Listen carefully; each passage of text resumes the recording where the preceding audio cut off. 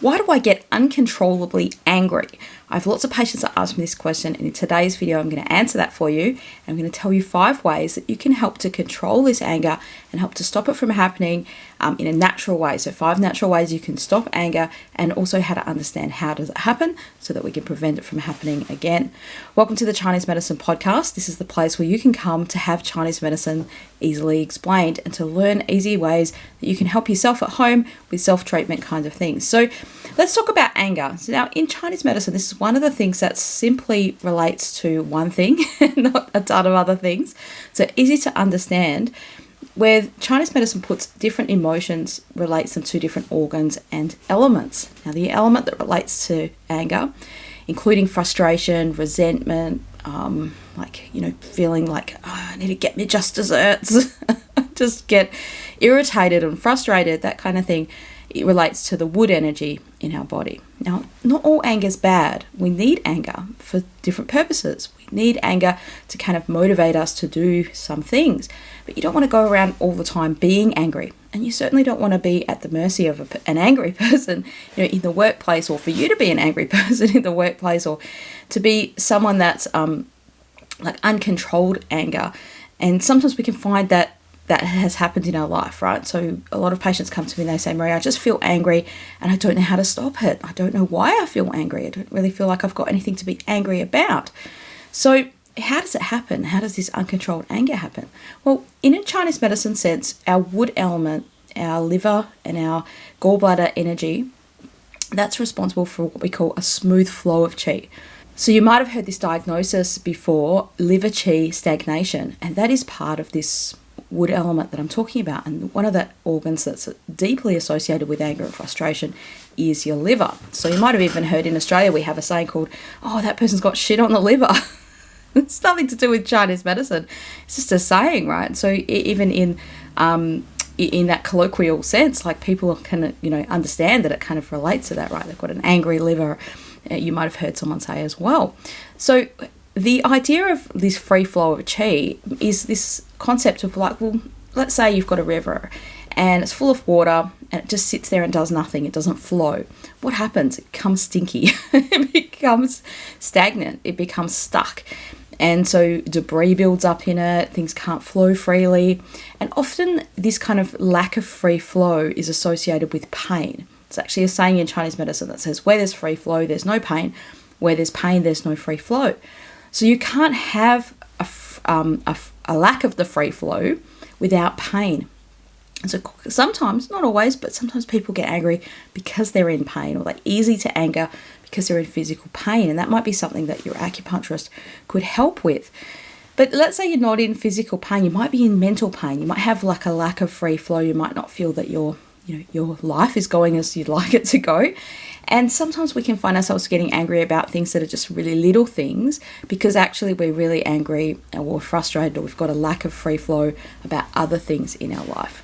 Now, interestingly enough, your wood element, your liver, relates to life planning, creativity, doing new things. So I'm going to give you 5 free things you can do for yourself to help stop the anger, but also at the end of this video, I'll talk about how you can understand anger and why does it happen. So one of the things you can do is exercise. Now, it doesn't have to be joining a gym or doing super strenuous exercise, but any kind of movement facilitates the free flow. And that's going to provide an outlet for the angriness, right? Now, this often happens with kids, right? If they're getting frustrated or they're getting angry, sometimes they just need to simply move around. And we might be like that as well. As adults, we might need to just get out and move around. We might need to spread our energy out a little bit, not have it all stuck and feel like we literally bottled it all up. So maybe go for a walk, right? Try that. If you're feeling stuck, you're frustrated, you might not feel angry, but even in your flow of your work, you might not be getting something done. You could just stop and say, I'm going to take 5 minutes and go for a little walk around the block, maybe half an hour for a walk around the block if you've got a big block. Or you could just say, I'm going to, if you've got some stairs, I'm going to run up and down those stairs. I'm going to do something physical that's different, right, to what I was doing, instead of sitting here at my computer trying to make the answers come to me.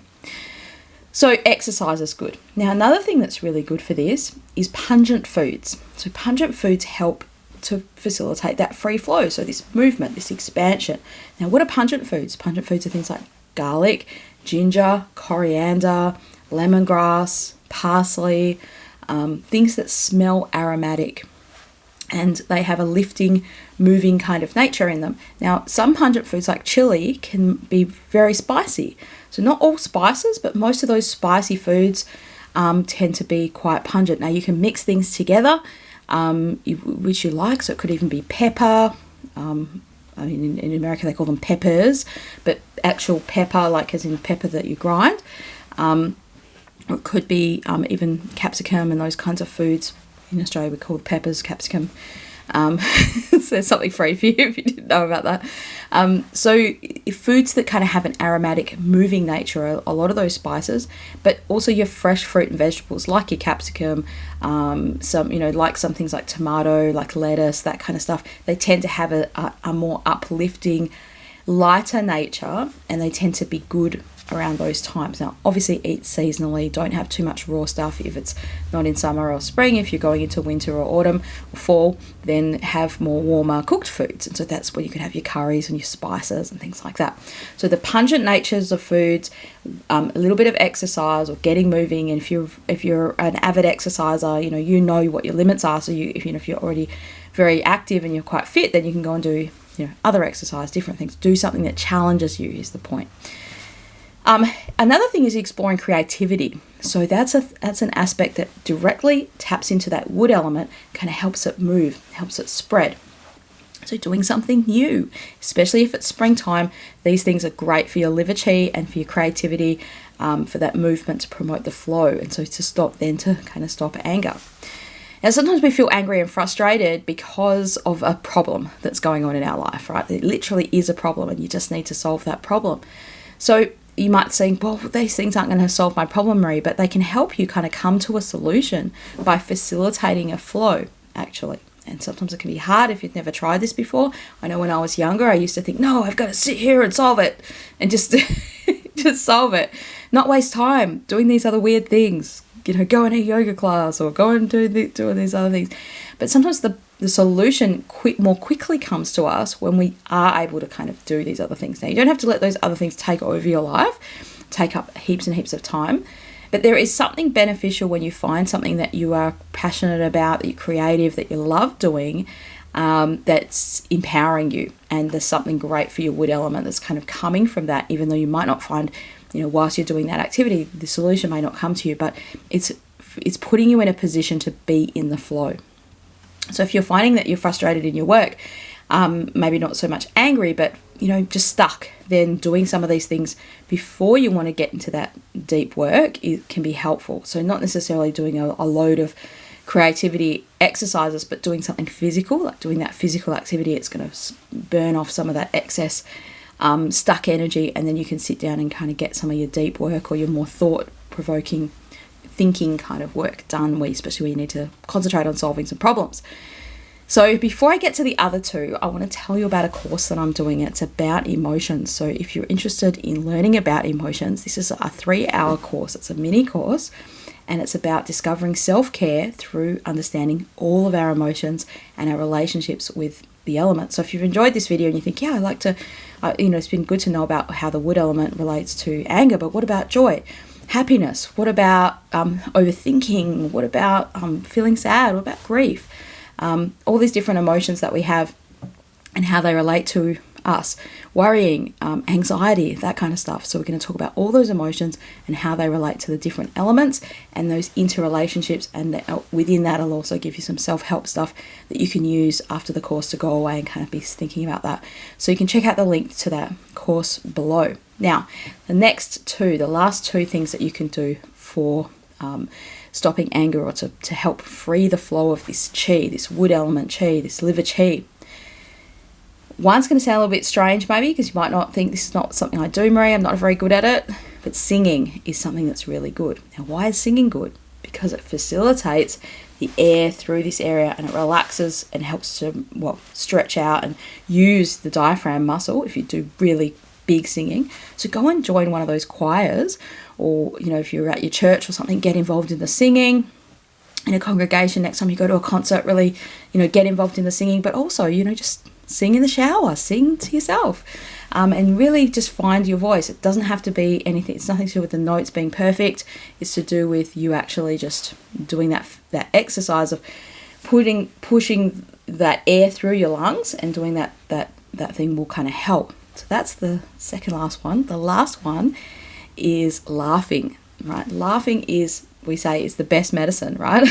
Laughing helps to move chi just in the same way that singing does, but even more so because it generates the emotion of happiness. It generates joy.